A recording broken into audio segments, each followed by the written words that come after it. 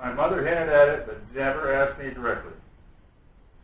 And after making this video, I'm going to be living on the run for fear of our government, because they're going to try and hunt me down so I can't disclose any more to anybody.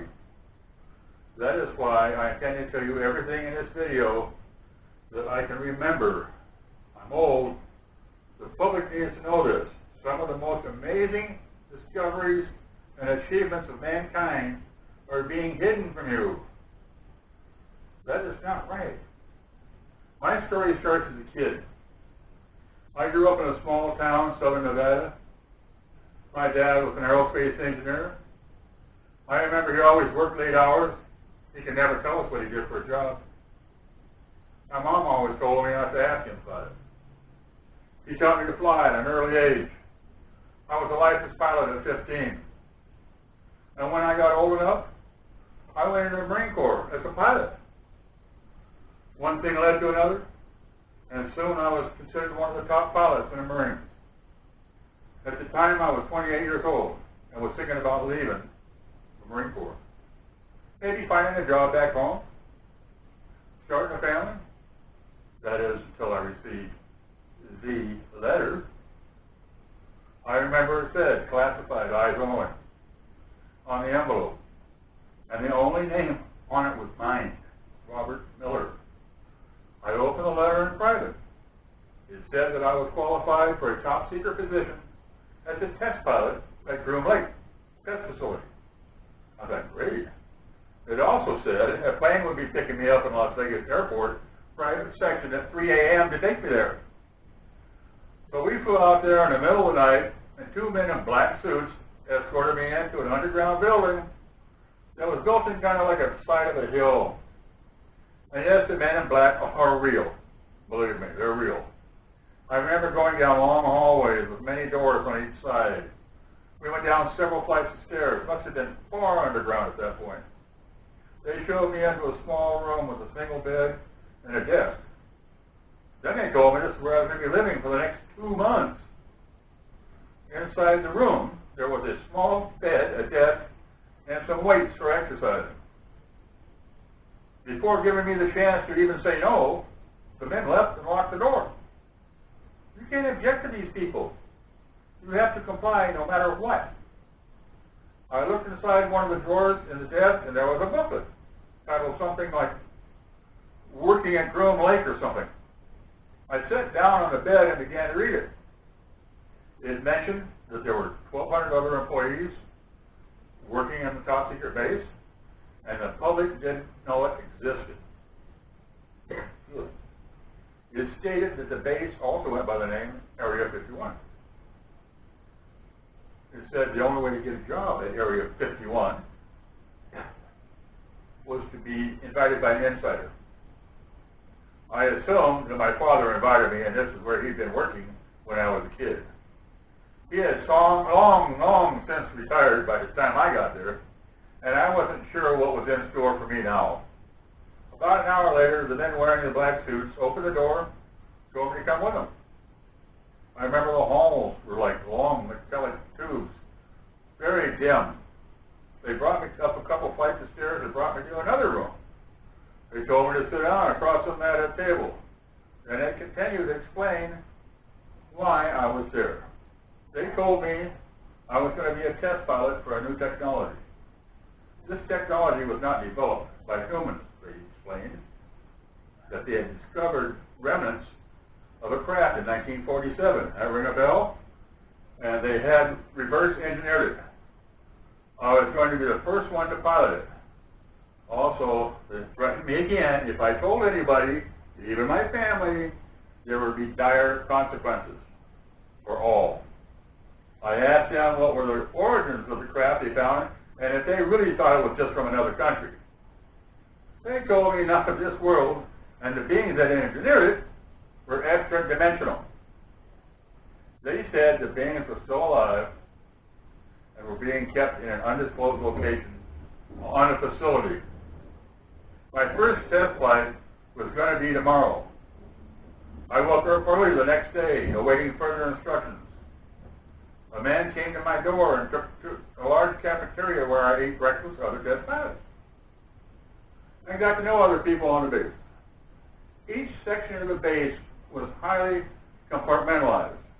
You only met with people who were doing similar jobs. I was then taken into a room which they were to fit me with the gear needed to pilot the craft, my flight suit. A team of scientists wearing white suits measured me, took many, many tests, and they left me in a room alone. About an hour, 2. I couldn't tell. There was no clocks or lighting in there. So anyway, I put on a suit and was escorted to a large warehouse. Then I saw it. In the middle of this warehouse was a large disc-shaped craft. I would have estimated 50 feet from end to end, edge to edge. There was a transparent dome at the top, and I assumed that this is where I was going to pilot it. The few engineers came to me and began explaining how the craft worked. It was powered by an antimatter reactor. One engineer told me that the reactor produced bursts of intense energy that could actually generate wormholes and make the craft travel at near the speed of light. They then said that my test flight was going to be delayed until the next day because they had to explain to me everything I needed to know in order to be able to pilot this thing. Now, I'm just going off what I can remember. There was a lot of specifics, gauges and things, but as I've gotten older, so I'm telling you as much as I can possibly remember. I do remember they brought me inside the craft and up to the pilot seat. There was only room for one person in that giant craft. I looked around the cockpit and only saw a seat. No joystick, no steering wheel, no other controls, many odd-looking gauges, but no controls. There was, however, a helmet that I was going to be putting on. They told me that the craft was controlled telepathically. The helmet measured my brain waves and was to control the craft by simply thinking about it. After a hard night of trying to sleep thinking about this, morning came, and it was finally time to take the craft for the first test flight. They brought it out under a tarp and ordered everyone working on the base to go inside. They wanted to keep everybody not knowing about this secret technology to a bare minimum. The only people outside that witnessed the test flight were a few scientists, engineers, air traffic controllers in the tower. I was wearing the suit they gave me, and after everybody was inside, they took the tarp off. And they told me it was time. There were a lot of cameras facing that aircraft. I climbed up the ladder alone, this time, to the cockpit, if you can call it that. I put on my helmet, plugged it in. I was given clearance by air traffic control, and it was time to take off. I was told to imagine the craft starting to float off the ground. But you know, it didn't work that way. Instead, I had to imagine that I was the craft, like part of it. I began thinking of myself floating off the ground, and I felt vibrations from the antimatter reactor below me as it started to fire up. Within 10 seconds, the craft was off the ground, and I was flying. I looked around out of the dome and saw the people on the ground filming this historical event. I was instructed to take the altitude to 1,000 feet, then return to the ground. I kept ascending and kept looking at the altimeter. Soon I was 500 feet off the ground. Then I felt the vibration of the engine stop. I glanced at the altimeter and realized that I was rapidly losing altitude. There was no ejection button or lever on this craft, so I was effectively helpless. I kept trying to imagine the craft floating, but it was plunging towards the ground. The reactor powered on at the last second, and I went unconscious. The next thing I knew, I was in a hospital bed. There were casts on my leg. Apparently, I was still at base in their medical unit. A man wearing a black suit came in a room to explain to me what had happened. He said right before the crash hit the ground, it just went, poof, disappeared. Nobody was we sure would have happened. Everybody just went inside the base and called it a day. Then in the middle of the night, they heard a loud cracking noise outside. Running out to see what happened, they saw the craft had crashed in the spot it was about to crash several hours earlier during the day.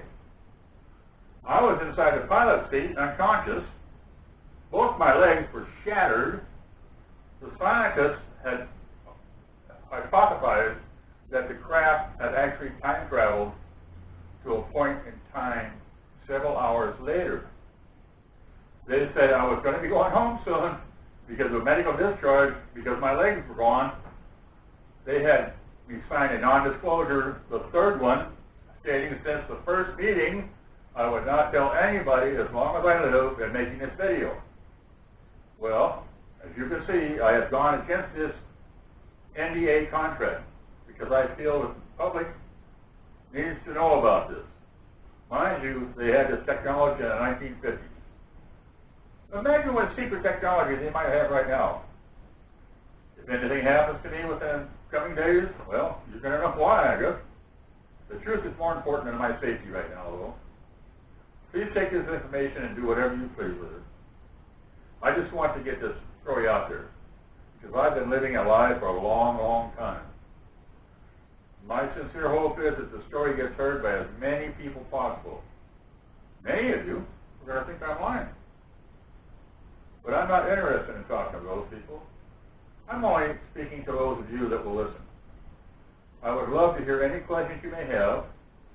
I will check in from time to time with Apex TV. Maybe your questions will spark my memory and help me remember any details I have forgotten. I would like to thank Apex TV for distributing my message and you for listening.